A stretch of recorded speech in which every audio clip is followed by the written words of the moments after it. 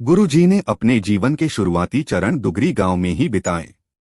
School college गए और अंत में अर्थशास्त्र और राजनीति विज्ञान में डिग्री प्राप्त की। उनको जानने वाले बताते हैं कि बचपन से ही उनमें आध्यात्मिकता की चिंगारी थी। इस चिंगारी को पूरी तरह से जलने में देर नहीं लगी। लाखों लोगों के कष्टों को कम करने के लिए गुरुजी के आशीर्वाद की बौछार पृथ्वी पर गिरने लगी। जालंधर, चंडीगढ़, पंचकुला और नई दिल्ली सहित अलग अलग स्थानों पर उनके सत्संग आयोजित होने लगे, जिसमें भक्तों का बड़ी संख्या में जमावड़ा लगने लगा। भारत समेत दुनिया के अन्य हिस्सों से भी भक्त जन उनका आशीर्वाद लेने आते थे।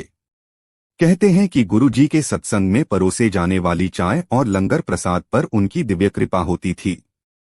भक्तों ने विभिन्न रूपों में उनकी कृपा का अनुभव किया है। गुरुजी की कृपा से असाध्य रोग ठीक हो गए और कानून से लेकर वित्तीय और भावनात्मक समस्याओं का भी समाधान होने लगा। संगत के कुछ सदस्यों का तो यहाँ तक कहना था कि गुरुजी की कृपा से उनको अपने देवी देवताओं के दिव्य दर्शन तक हुए हैं। भक्तों की नजरों में गुरुजी के लिए कुछ भी असंभव नहीं था। गुरुजी के दरवाजे ऊंच नीच, गरीब अमीर समेत सभी धर्मों के लोगों के लिए खुले थे। सबसे साधारण व्यक्ति से लेकर सबसे शक्तिशाली राजनेता, व्यापारी, नौकरशाह, सशस्त्र सेवाकर्मी और डॉक्टर समेत हर कोई उनका आशीर्वाद लेने आता था। सभी को उनकी समान रूप से आवश्यकता थी और गुरुजी ने सभी को समान रूप से आशीर्वाद भी दिया। उनके समीप बैठने वाले या उनके चरण स्पर्श करने वालों को भी उतना ही लाभ होता था जितना दुनिया भर में कहीं भी उनकी प्रार्थना करने वालों को होता था। जो सबसे ज्यादा मायने रखता था वह था भक्तों का पूर्ण समर्पण और गुरुजी पर बिना शर्त विश्वास। गुरुजी के चारों ओर दिव्य सुगंध रहती थी, मानो गुलाब के फूल खिले हो।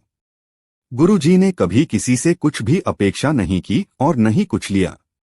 वह हमेशा कल्याणकर्ता के रूप में जग कल्याण करते रहे। उन्होंने एक बार बताया था कि उनका आशीर्वाद केवल इस जीवन के लिए नहीं है, हमेशा के लिए है। गुरुजी ने कभी भी कोई उपदेश नहीं दिया या कोई अनुष्ठान निर्धारित नहीं किया, फिर भी उनका संदेश भक्तों तक पहुंच गया।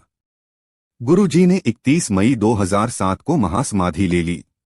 उनका कोई उत्तराधिकारी नहीं है। अपने जीवन काल में उनका जोर केवल इस बात पर था कि भक्त हमेशा प्रार्थना और ध्यान के माध्यम से उनके साथ सीधे जुड़े।